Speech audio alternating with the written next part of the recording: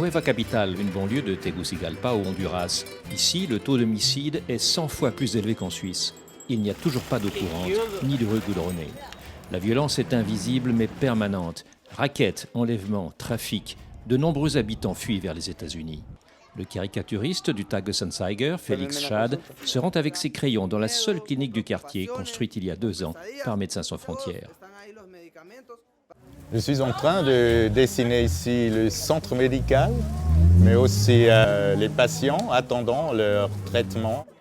Une femme par jour est assassinée au Honduras. Le viol est une arme de terreur des gangs tout-puissants, les maras, et la violence conjugale est banalisée. Pour les femmes, c'est un monde extrêmement difficile ici, dangereux. Elles sont des cibles préférées de la violence. Médecins sans frontières offre aux femmes un appui psychologique indispensable. Quand je sors, je regarde derrière moi si quelque chose va m'arriver ou si je revois celui qui m'a agressé.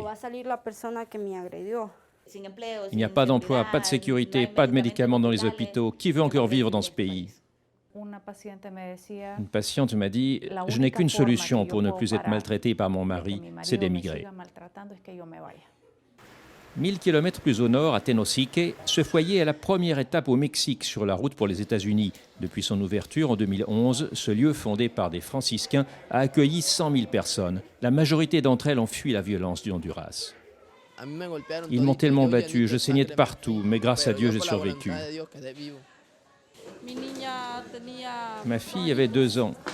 Nous étions tous à l'église. Des gens sont entrés et ont tué son papa. Malheureusement, ma récolte a été mauvaise l'an passé. Je n'ai plus pu payer ce que me réclamait le gang, alors j'ai dû partir.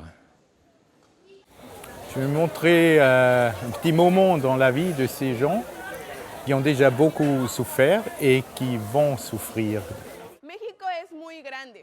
Tous les jours, une séance d'information est organisée par Médecins sans frontières pour aider les migrants à voyager vers le nord, car ils retrouvent ici, au Mexique, de nouveaux dangers. Les migrants sont victimes d'agressions brutales, d'enlèvements, de violences sexuelles, de disparitions forcées et d'assassinats. Ici, à Tenosique, les migrants embarquent sur les trains de marchandises qu'ils surnomment la Bestia.